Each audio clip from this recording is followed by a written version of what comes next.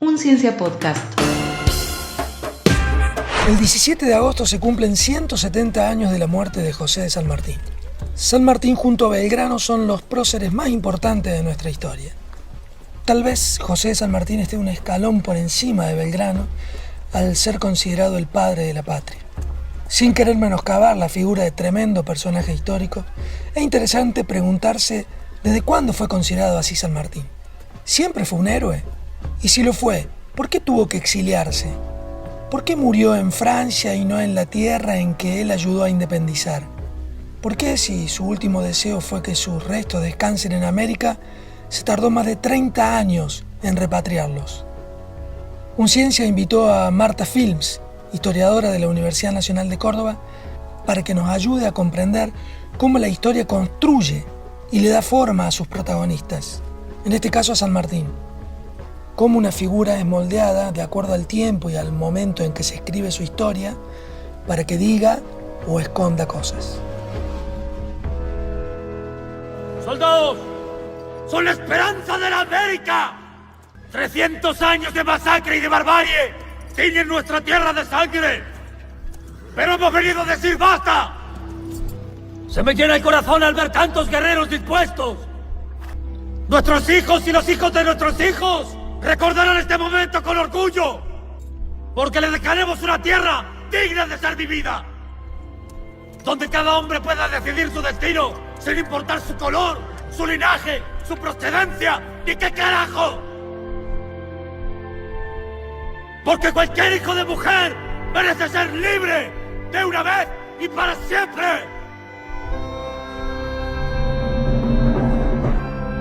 ¡Seamos libres!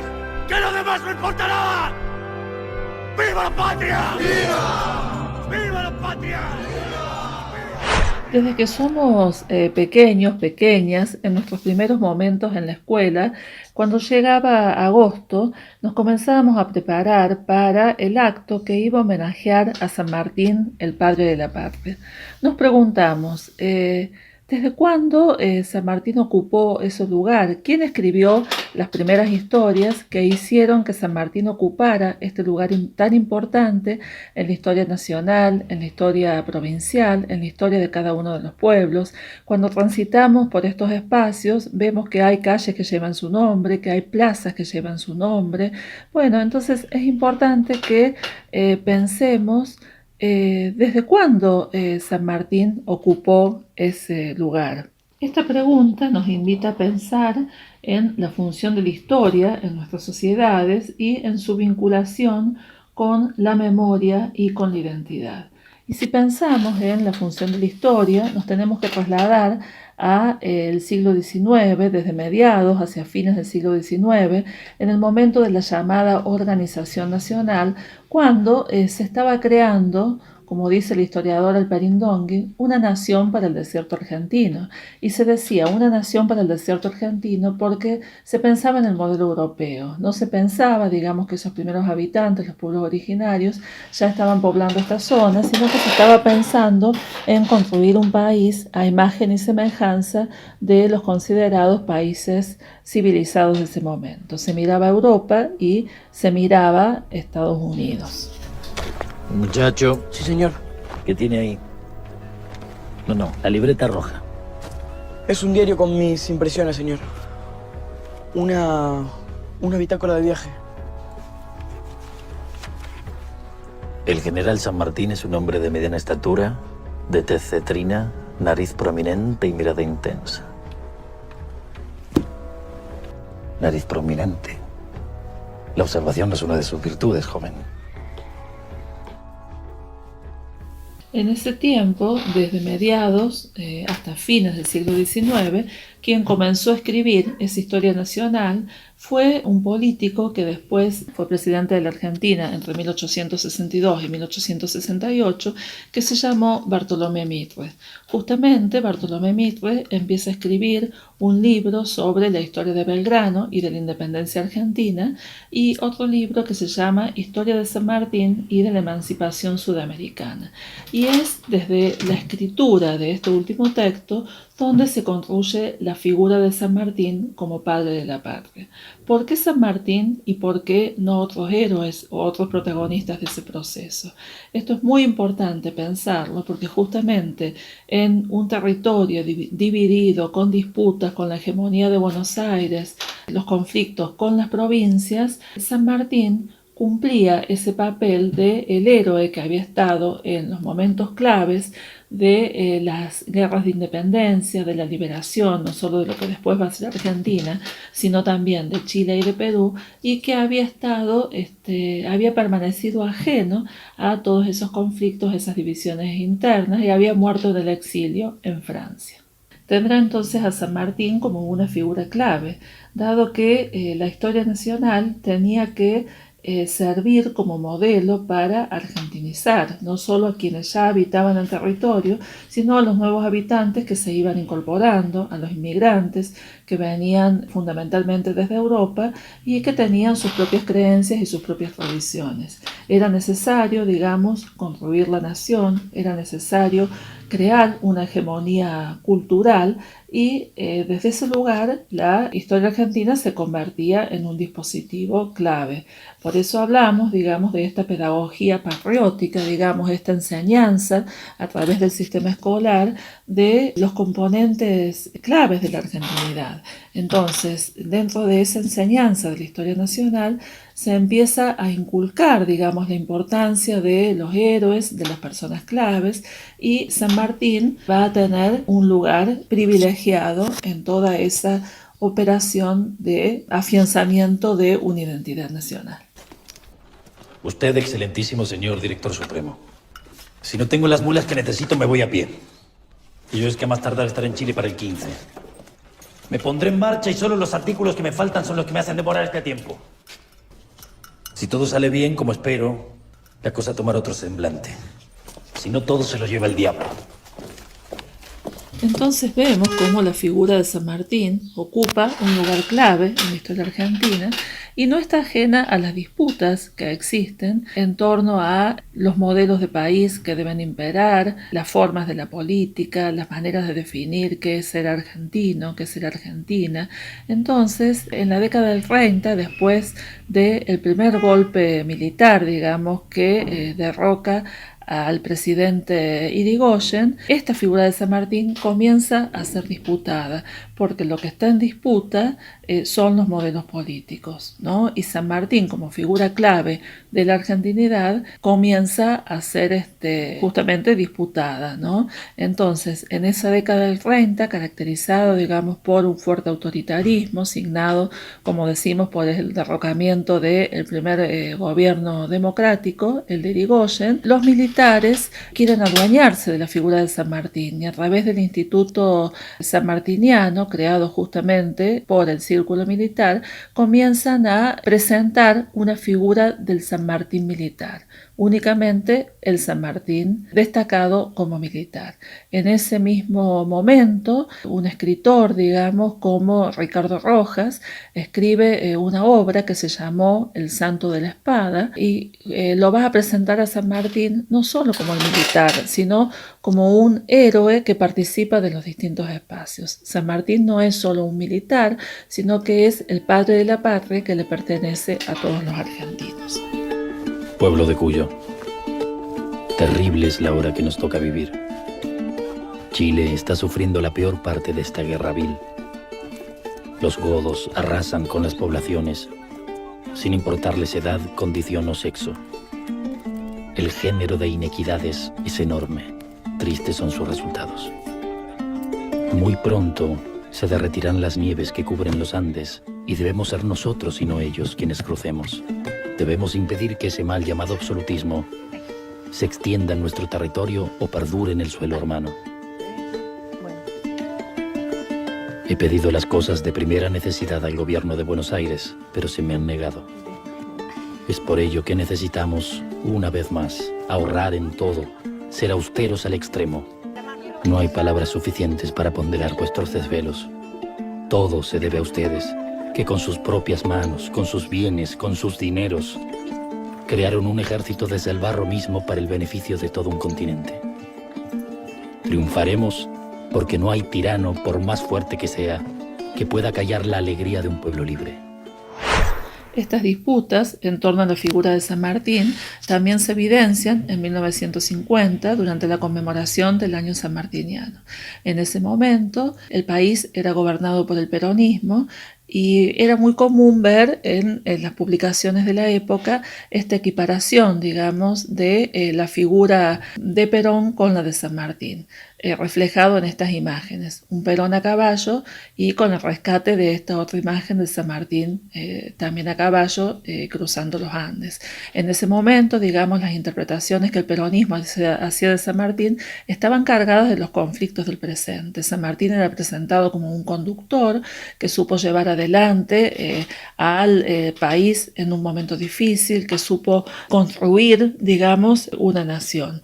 Por otra parte, frente a estas conmemoraciones de San Martín que hacía el peronismo, se presentaban los historiadores oficiales que seguían la línea liberal, de la historia liberal de Bartolomé Mitre, y que lo presentaban a San Martín como el padre de la patria, situado más allá de los conflictos internos. Claramente, el peronismo quería vincular el pasado con el presente y estos historiadores también estaban disputando un presente sin plantearlo directamente. De este modo, la historia escrita por Bartolomé Mitre en el siglo XIX y que conservó su hegemonía durante mucho tiempo, comenzó a ser criticada por esta otra perspectiva, por la perspectiva revisionista, y las críticas se basan fundamentalmente en un uso arbitrario de los archivos que habría hecho el político y presidente de la nación Bartolomé Mitre. Mitre cuenta nada más y nada menos que con el archivo personal de San Martín, cedido por su familia, y bueno, y él ahí tuvo la oportunidad de privilegiar alguna información y descartar otra. De acuerdo a lo que dice Marta Phillips, la historia revisionista critica a la historia oficial mitrista. Compartimos un extracto de una conferencia que diera a finales de los 90 Norberto Galasso sobre Mitre y San Martín. Mitre, como figura política que expresa a la clase dominante en determinado momento, responde a los intereses de esa clase dominante, y esa clase dominante, cuando llega al poder, trata de difundir su visión del mundo, de la economía, de la sociedad, de la historia, al resto de la sociedad. ¿Qué querían contar del pasado? Bueno, esa clase dominante quería, por un lado, fabricar una historia argentina donde, visible o invisiblemente, se evidenciara que los amigos, realmente los protectores de la Argentina y los que hay que confiar, son los ingleses. Erradicar de esa historia la tradición indígena, la tradición indoamericana, porque la Argentina se iba a organizar como país alrededor del puerto, como economía complementaria del Imperio Británico. Liquidar también de esa historia la influencia española. Convenía también a esta clase una historia donde se sacara la conclusión que la historia la hacen las élites o los grandes hombres. Es decir, que los pueblos son bárbaros, son masas ignorantes, analfabetas, incapaces de hacer una historia, de protagonizar una historia. También había que hacer una historia donde quedaran como figuras importantes aquellos que habían predicado el libre comercio, porque la apertura económica es una de las cuestiones fundamentales de la política que se va a realizar a partir de 1862. Y había que eliminar también de esa historia todo rasgo antiimperialista, decimos nosotros, o nacionalista. Mitre va a armar una historia con esas características. Y San Martín muere en 1850 y tardan 30 años en traer los restos. ¿Por qué? Porque San Martín había discutido con Sarmiento, porque le había legado la espada a Rosas. Es decir, que San Martín no era muy funcional a esta historia. Pero empiezan a producirse en determinados países reconocimientos a San Martín, especialmente en el Perú, por ejemplo.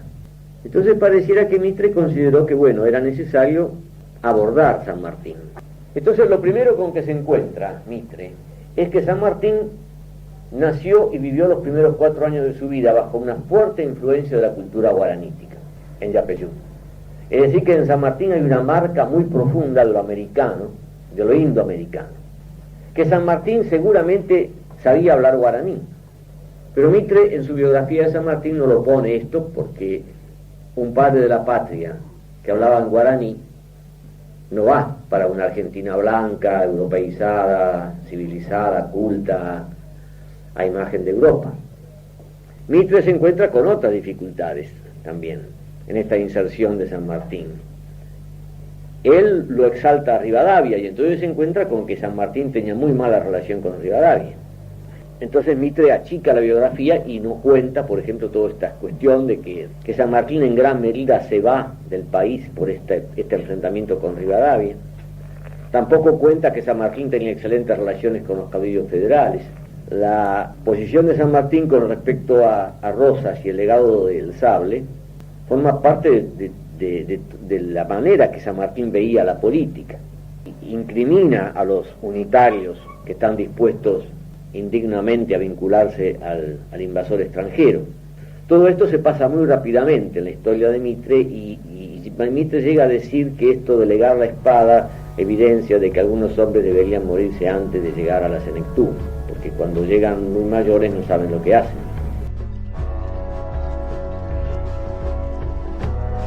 ¿Qué hace la historia profesional? ¿Qué hacemos los historiadores profesionales frente a esa situación? La historia profesional justamente se basa en los hechos, se basa en los documentos, entonces se ha avanzado en otras investigaciones en torno a la figura de San Martín, se ha investigado su biografía, se han incorporado nuevos documentos, se hace una mirada crítica de la escritura de la historia realizada por Mitre, pero no podemos negar que esa visión de la historia sigue siendo hegemónica fundamentalmente porque se ha difundido a través del sistema escolar y todos nosotros nos hemos formado con esta base y lo hemos conocido a San Martín como el padre de la patria.